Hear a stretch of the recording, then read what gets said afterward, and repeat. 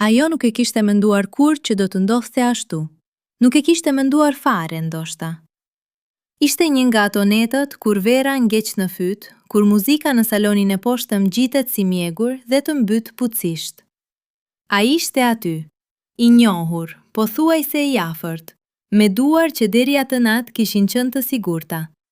Por siguria ka një kufi që t'i e ndjen vetëm kur ai te i kalohet. Kujton se si filloi. Në një dhomë gjysmë të errët, pas një dekorimi të zgjatur, pas një hajde se s'do të bëj gjë. Dhe pastaj, pesha. Jo vetëm fizike, por ajo që vjen më keq. Pesha e një vullneti që nuk pyet më.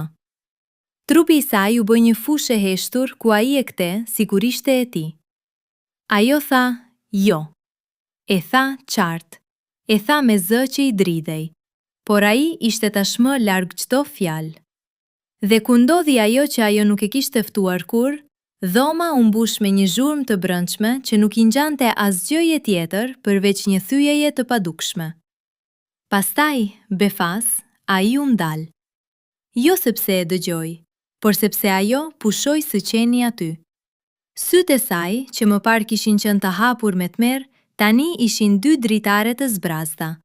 Trupi i saj ishte i pranishëm, por ajo që quaj me emrin e saj, ajo që lutej për të dalë, ishte tërhequr diku shumë thellë.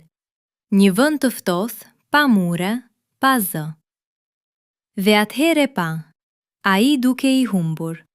Jo i penduar, jo i tmerruar nga ajo që bëri, por i hutuar se ku kishte shkuar ajo. U ngrit, përmendi një emër të sajnë, pastaj një tjetër. I madh, i zhveshur në gjysmë errësirë, tani dukej si një fëmijë që ka thyer diçka dhe nuk di si ta ngjisë përsëri. Dhe ajo, duke parë atë boshllëk në sytë e tij, ndjeu diçka më të ftohtë se frika. Ndjeu se ai ishte i vogël. I vogël dhe i vetmuar në mënyrën që bëjnë ata që nuk e dinë se çfarë kanë bërë. Largohu, i tha. Jo me zë të lartë, por me atë qetësinë e tmerrshme që vjen pas të gjitha lotëve që nuk derdhën dot. Largohu tani. Ai veshi rrobat shpejt. Derisa po lidhte këpucët, ajo e pa se gishtat i dridheshin. Dhe brenda saj, në atë vend të ftohtë ku ishte futur, lindi një ndjenjë e çuditshme. Jo urrejtje, por mëshirë. Jo për atë që i bëri, por për faktin se ai tani do të ecte në botë duke menduar se kjo natë ishte pothuajse normale. Se ajo e la të ikte pa bërtitur, pa e goditur, pa e quajtur me emrin që meritonte, përdhunues. Ajo e la të ikte. Dhe kur dera u mbyll, dëgjoi hapat e tij që zbrisnin shkallët, pastaj portën e jashtme, pastaj heshtjen e madhe të rrugës. U ul në dysheme, me shpinën pas murit të ftohtë dhe filloi të numëronte frymarrjet e veta. 1, 2, 3, sikur numrat mund ta kthenin përsëri në trup. 8 minuta. Aq zjati gjithçka. 8 minuta mes ma futi me zor dhe pastaj e lash vet. Por ajo do të mbante shenja për shumë më tepër. Disa në lëkurë. Disa në mënyrën se si nga ajo natë e tutje do të dridhej kur dikush e prekte pa e pyetur. Dhe disa në atë që nuk do t'ia tregonte kur askujt. Se në fund, ajo e la të ikte jo sepse ishte e dobët, por sepse e dinte se ai do të vazhdonte të ecte i lirë dhe se ndjekja e tij nuk do t'ia kthente asaj atë pjesën që i mori. Por kjo është historia e saj, jo e tij. Dhe në këtë histori, ajo ngelet në atë dhomë, duke mësuar se vetmia pas dhunës nuk është mungesë njerëzish. Por fakti që tani, për të mbijetuar, duhet të mbaj dy histori në kokë, atë që ndodhi dhe atë që do t'i tregoj vetes për të vazhduar. Dhe ajo vazhdoi. Jo e shëruar, jo e falur, por gjallë. Dhe kjo, në fund, ishte gjëja e vetme që nuk ja mori askush. Ajo nuk e ndez dritën. U lur në dyshemen e ftohtë, me duart e saj të mbështjella rreth gjunjve, dëgjoi zemrën që rrihte diku jashtë trupit. Mendoi të bënte dush, mendoi të thërriste dikë, Mendoi të fshihte rrobat në fund të çantës dhe të pretendonte se kjo natë nuk ishte ndodhur kurrë. Por trupi i saj kujtonte gjithçka, një kujtesë më e fortë se truri, më kokfort se vullneti.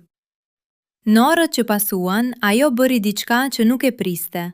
U ngrit ngadalë, veshi rrobat më të ngrohta që gjeti dhe doli në balkon. Ishte gati agjim, qyteti flinte ende. Dhe ajo qëndroi atje, duke parë dritën që zbarte mbi catit, sikur po shihte për herë të parë se sa i qetë mund të ishte bota kur t'i je e thyer brenda. Në mëngjes bëri dush. Uji ishte pothuajse i nxehtë, aq sa i skuqte lëkurën. E fërkoi veten sikur të mund të hiqte prekjen e tij. Por prekja nuk ishte mbi lëkurë, ishte nëntë, diku aty ku fjalët nuk arrin. Pastaj shkoi në kuzhinë, hëngri bukë të thatë, pju ujë. Bëri sikur ishte një mëngjes normal, dhe kur u ul në tryezë, pa shenjat e kuqe në kyçinë e dorës, aty ku ai e kishte mbajtur fort, dhe diçka brenda saj u thye përsëri. Por këtë herë, në vend të lotëve, erdhi një qetësi e çuditshme, si ajo që vjen pas një stuhje, kur ti tashmë e di se nuk ke më asgjë për të humbur. Dita e parë. Ajo nuk i tha askujt, jo sepse kishte turp, por sepse nuk dinte me çfarë fjalësh të mbështilte atë që ndodhi. Më përdhunoi duke i shumë e madhe, shumë e rumbulakët, shumë e ngarkuar me kuptime që nuk i përshtateshin asaj nate specifike. Ai nuk ishte thik, nuk e kishte kërcënuar me vdekje, thjesht e kishte injoruar. Dhe ajo kishte mbetur aty, e ngrirë, duke pritur që trupi i saj të pushonte së qeni i huaj. Dita e dytë. Pash në pasqyrë një vajzë që nuk e njihja, jo më e shëmtuar, jo më e bukur, thjesht e ndryshme. Diku në sy kishte një hije të re, një lojë mosbesimi të përjetshëm. Ajo u përpoq të buzëqeshte, një buzëqeshje e vogël, vetëm për vete, dhe buzët e saj ju përgjigjën, por syt jo. Syt e saj tani e dinin diçka që më parë nuk e dinin, se njerëzit që të puthin në balë mund të jenë të njëjtët që nuk të dëgjojnë kur thua jo. Dita e tretë. Ai i shkroi, një mesazh i shkurtër, pothuajse i pakujdesshëm. Si je? A ndodhi diçka? U largova se më dukej se nuk ishe mirë. Ajo e lexoi 3 herë, nuk u përgjigj. Në vend të kësaj, shkoi te dritarja dhe hapi perdet. Dielli hyri brenda dhe e goditi në fytyrë si një shuplak e butë. Ajo mendoi. Ai mendon se është një keqkuptim. Ai mendon se unë thjesht u trembëm pak. Ai nuk e di se çfarë bëri. Dhe për herë të parë ndjeu zemërim. Jo atë të zhurmshmin, por një të ftohtë, të qetë, si akuli në një liçen. Dita e katërt. Ajo shkoi te një mike, nuk i tha gjithçka, thjesht u ul pranë saj dhe qau.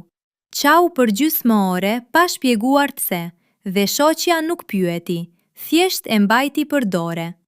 Në atë prekje, aq të ndryshme nga ajo e tij, diçka brenda saj filloi të shkrihej, jo të shërohej, por të ndjente se ishte ende në gjendje të pranonte butësinë. Dita e pestë. Ajo shkroi në një fletore, jo emrin e tij, jo detaje, thjesht 3 fjali. Ma futi me zor. Por pastaj e lash vet. Dhe kjo nuk më bën të dobët, kjo më bën të lirë që nuk e ndjek më.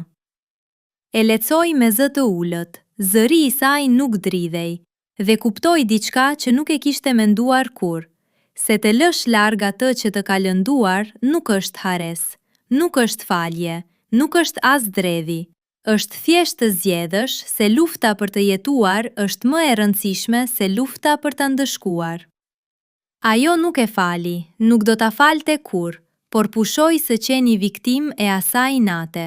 Filoi të ishte thjesht ajo. Me një plak të re, por gjallë. Dhe duke e ditur tani se forca nuk qëndron te britma që nuk dëgjohet. Forca qëndron te fakti që ti ngrihesh përsëri në mëngjes, hap perdet, merr frymë dhe vazhdon. Edhe kur askush nuk e di se çfarë mbart brenda. 8 minuta kishin kaluar. por pasojat do të zgjasin më gjatë. Megjithatë, ajo mësoi diçka të çmuar, se mund të mbash dhimbjen dhe të ecësh në të njëjtën kohë, se nuk je e detyruar të jesh e fortë para të tjerëve, por as nuk je e detyruar të jesh e thyer përgjithmonë. Dhe një natë, shumë muaj më vonë, ajo u zgjua nga një ëndër ku po vraponte. Në ëndër, ajo nuk po ikte prej tij, po vraponte drejt diçkaje, një dritë, një zë, një vajzë të vogël që i ngjante asaj shumë vite më parë. Dhe në ëndër, ajo përqafoi atë vajzë të vogël dhe i tha: "Nuk ishte faji yt, asnjëherë. Dhe unë të mbaj gjallë brenda meje, jo si plag, por si arsye pse vazhdoj." Kur u zgjua, faqet i kishte të lagura,